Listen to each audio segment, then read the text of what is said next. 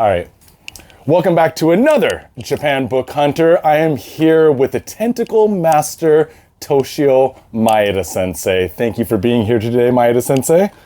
Thank you for inviting me here. This great place full of books. I love having you here. I love digging through stuff with you together. And today I thought that we could sit down together because, well, first of all, you came over with some amazing Genga pages. Yeah. I bought some nice Genga pages from you, and I've noticed that you do not have as many left as you used to have. Nowadays, these pages are so popular. People love to buy it, or, to possess, right? Yeah, and we're talking about Legend of the Overfiend, Urotsuki Doji, La Blue Girl, Demon Beast Invasion, and many other manga that you've done over the years, but very, very popular in America, Europe, and also here in Japan.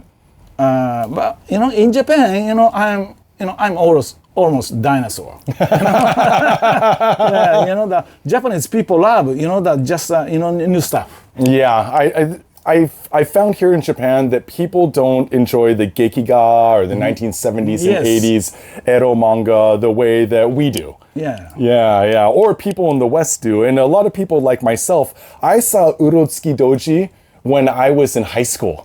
Very, very young. I was too young to be watching it. Too young, to read it, right? Or to watch it. Yeah, to watch it. But of course, the tentacles and the violence and the sex and everything was mind-blowing, amazing. Actually, I have a good story. I was living with a friend and his girlfriend, and my friend and me rented Urotsuki Doji, Legend of the Overfiend, and his girlfriend came home, and she walked in and she said, "What the fuck are you guys watching?"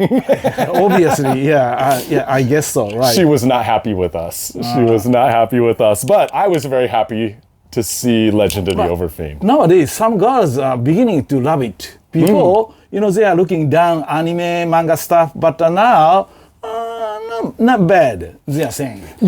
Of my customers, I have many customers in America and Europe and around the world. And when I sell La Blue Girl or Legend of the Overfiend or other titles of yours, I would say 50% are women. Oh, really? Yes. Lots of girls really like the Tentacle Master. I'm not too sure. I think it's because women have more freedom to read ero manga these days than maybe in the past. They're too shy or too embarrassed. But nowadays, there's a lot of people that are really big fans of your Tentacle Masterwork. As a matter of fact, in order to just get female manga fan, I designed La Buga. With the cute kind of characters and big comical things and the female readers and viewers love it. With a cute girl, big bow, nice expressions, sexy girl, and demons and monsters and sexy time. Right. I don't know. They prefer sometimes they have a fantasy to get raped or molested by such the grotesque monsters, but yes, obviously some girls confess that they like it. I think what it also is it's such a deep fantasy for girls and also for guys that it's so fantastical that it doesn't seem quite as aggressive. It's fantasy. Yeah, right. Yeah, just fantasy. Yeah. Well, I got 6 Genga original pages from you. Thank you for those. Those are amazing. I got a bunch of your doujinshi as well. Right. Yeah, so you're still drawing today. Yeah, I'm sorry that it's so censored. Because, the printed in Japan. In Japan, we have strict laws about showing genitalia. Right. Nothing we can show it, right? Yes. To be honest, when I see American erotica or ero manga or European, the French stuff, the Italian stuff that's not censored, I feel like it's a little bit dirty, rough. It's rough. I kind of like the censored stuff, more imagination. I see. Yeah. That's what I'm saying. When you see everything, next time you get tired of that. Yes. See? But that you can't see anything So you like to see more and more next time, right? So it keeps you wanting more in the future. Yeah, right. Ah, this is a good trick, and you are the master of this trick. Yeah, this, and then also, of course, Koji, which also is a wonderful doujinshi. So you said you're working on a new one now? Actually, I have a plan to create, another doujinshi. Okay. Yes, of course, because I've been creating, the new commissions or everything. So probably, some of them are piled up. So we can, publish that. And so you can put together like kind of a collection of the commissions that you've been doing. Yes, right. Including not erotic ones, cute ones. Cute ones, maybe some demon ones, some sexy ones. Yeah. If somebody wants to get a commission from you, how do they do that?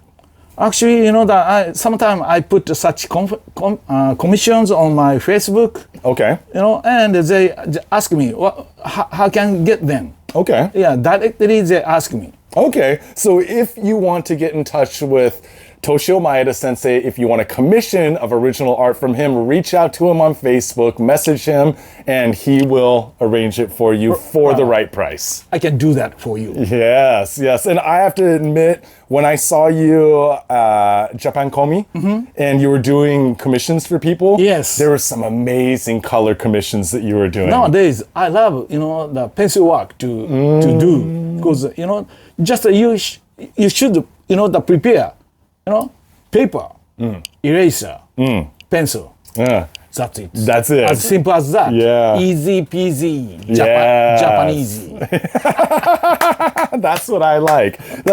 And the fans, of course, very excited to get them, and especially for the overseas fans. There's a lot of foreign customers over Japan Komi. Yeah. And I know that Yoshi worked really hard to put on that event and stuff. So it's great to see artists like you over there as well. Next time, come to Osaka PopCon. Osaka, it's my born place. Yes. I like to go back sometime. And going down to the Kansai area, eating the food, maybe have a couple beers. It would be a great time. I love, takoyaki. Yeah. And I show my takoyaki balls down there. Well, they love takoyaki down there, so I'm sure your balls are very popular. I've been collecting your manga for years and years. I have so many titles of yours over there, but we pulled out a stack of stuff here, and I thought that maybe we can go through and just talk about some of the manga that you've put out over the years, right? So, of course, we have Urotsuki Doji, which is maybe your most famous manga that you ever did. What was that the first time that you went into the tentacle? Actually, I didn't remember that, but some manga fan brought the old works. Tentacle was there. When I was 22, 24, which means almost 50 years ago, I did in a short story. Yes. So that was when you started doing a little bit of the tentacle stuff, and then when you got to Legend of the Overfiend, Urotsuki Doji, then you went hard and really got into it. The Urotsuki Doji is kind of scary, the kind of monster type of manga, which, the editor-in-chief didn't like that. So I tried to convince him, no, it's not scary. The manga, it's just erotic things. Always, girls are, molest, or annoyed by something strange. It might be so popular soon. I said. And like the one thing about like a lot of your manga, even with the tentacles, is yes, the women are being attacked by demons and monsters and stuff, but the women are also kind of liking the characters are kind of involved. Right. I don't know. In America, when I just joined Comic-Con, one girl just came over to our booth, and actually, I have to confess that I like to be molested by this kind of the monster stuff. I love thick, long monster kind of things. She said, really? And I said, really? Seriously? Of course, that's why I'm using bigger dildo myself. She said so. So again, you have female fans out there. Yeah, it's not just weird guys like me. Yeah, I was so surprised. The girls confessed that, to me, right? Yeah. And then, of course, you did many here's another Urotsuki Doji Returns, The Super Child. And then you did many one-shot manga, too. Like, stuff that I know that was published in magazines like Manga Erotopia and stuff like that. But stuff like Necromancer or Rika or like so many, just endless titles and titles. How many pages were you doing each week? Can you remember? 200 or 250 a month. A month. Wow, 250. That's basically a tankobon a month. Yeah. In my prime time. Yeah, so, I had no time to sleep. So you're just working morning to night. That every time, I spent my life in studio. And I slept just like, the 1 hour or a couple of hours. If I was lucky. And then, of course, during those times, during your peak skill, you had assistants as well. Yeah, I had many. Right. So were you working on basically the pencils, the pens, and then you had other people laying screen tone, and other people doing backgrounds, and I really wanted to have them, doing my work instead, right? Because when I was assistant, I was a ghost mangaka for my mentor. My mentor told me, you should do everything. Really? Really? Yeah, cover, inking, coloring, everything. Yes, sir. Yes, sir. At the time, we always, should say, yes, sir, that's it. And we couldn't say, I couldn't do that.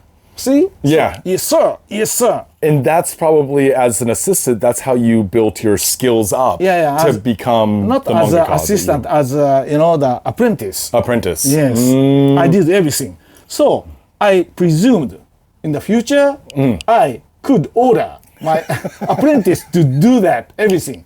But my apprentice, sensei, I couldn't do that, right? So they're whining and they're complaining. It's too much work. The bitching out, nagging, But again.